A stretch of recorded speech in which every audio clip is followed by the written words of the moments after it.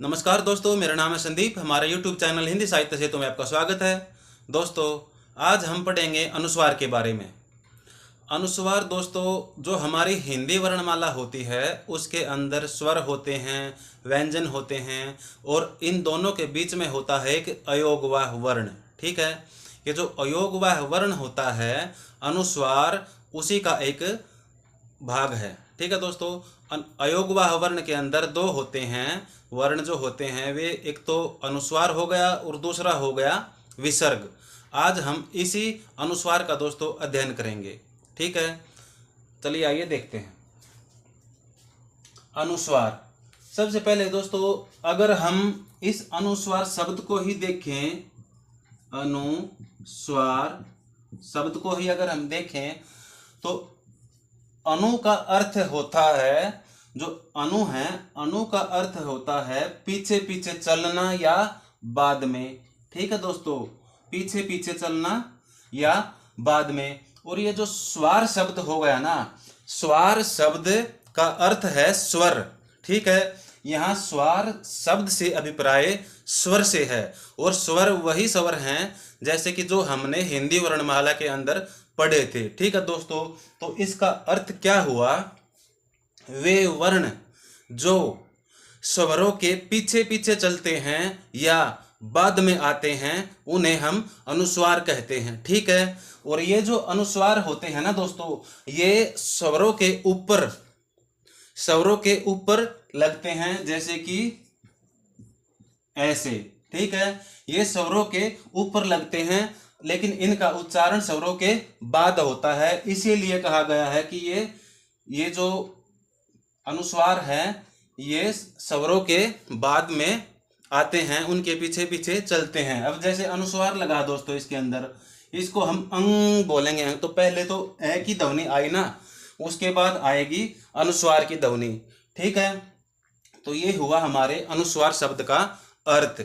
अब देखते हैं अनुस्वार शब्द की परिभाषा।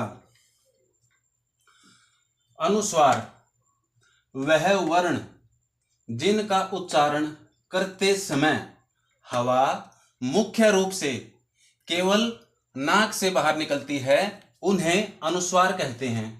ठीक है दोस्तों, अब अगर हम इस लाइन में हम देखें कि वह वर्ण जिनका उच्चारण करते समय हवा मुख्य रूप से, यहाँ दो ध्यान, मुख्य रूप से केवल नाक से बाहर निकलती है। केवल नाक से बाहर निकलने का अर्थ यह नहीं है दोस्तों कि हमारे मुंह से हवा निकलेगी ही नहीं। कोई भी वर्ण हो, जब हम उन वर्णों का उच्चारण करते हैं, भले ही थोड़ी मात्रा में, लेकिन हवा हमारे मुंह से बाहर निकलती है। लेकिन इसका जो मेन केंद्र होता है वो हमारा नाक होता है, हमारी नासिका होती है। ठीक है, जैसे कि हम मान लेते हैं मुख्य रूप से, ठीक है, मुख्य रूप से केवल नासिका से, नाक से, तो यहाँ पर 90% तो नासिका से और 10% हमारे मुंह से। इसलिए कहा गया है दोस्तों, मुख्य रूप से केवल नाक से हवा बाहर निकलती है। ठीक है, वे वर्ण जिनका उच्चारण करते समय हवा मुख्य रूप से केवल नाक से बाहर निकलती है, उन्हें अनुस्वार कहते हैं।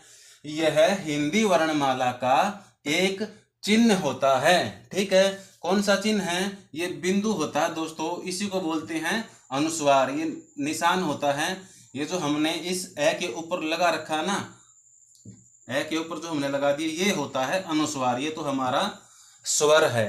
ठीक है, ये बिंदु के रूप में लगता है। यह हिंदी वर्णमाला का एक चिन्ह होता है, जिसे अक्षर के ऊपर एक बिंदु के रूप में लगाया जाता है। जब किसी वर्ण के ऊपर इस बिंदु को लगाया जाता है तो उस वर्ण से नाक से निकलने वाली ध्वनि का बोध होता है। ठीक है, जिस किसी वर्ण के ऊपर अनुस्वार बिंदु होगा तो ये अनुस्वार बिंदु उस वर्ण से नासिका से ध्वनि बाहर निकलवाएगा। ठीक है दोस्तों, ये अनुस्वार का ही प्रभाव होता है, जो हम नासिका से उच्चारण करते हैं अनुस्वार के ही कारण। ठीक है, जिस किसी वर्ण के ऊपर बिंदु लगी होगी तो वहां से नाक से उच्चारण होगा।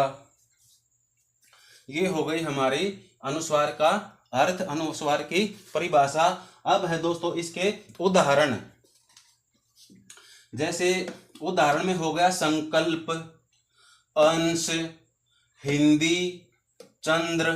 ठीक है, ये हो गए हमारे अनुस्वार के उदाहरण।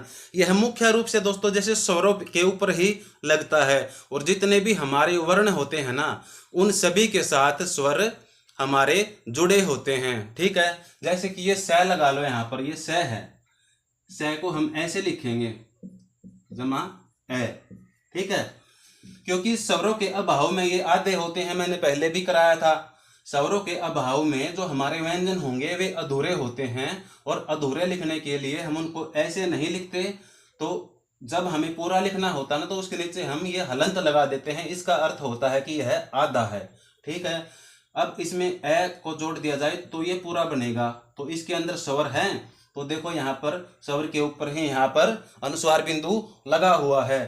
ठीक ऐसे ही इसके ऊपर भी, और ठीक यहाँ पर हिंदी में भी, क्योंकि जो हिंदी है दोस्तों इसमें भी तो ये है ना छोटे ई की मात्रा, ये भी तो हमारा स्वर है, और इसी के ऊपर यहाँ पर बिंदु लगी हुई है। सेम ऐसे ही होगा हमारा चंद्र में भी। ठीक है, तो ये दोस्तों हमारा था अनुस्वार। ये थी हमारी आज की अनुस्वार की क्लास। अगर आपको हमारी वीडियो दोस्तों अच्छी लगी हो तो हमारी वीडियो को ज़्यादा से ज़्यादा लाइक करें, शेयर करें और सब्सक्राइब करें। धन्यवाद दोस्तों।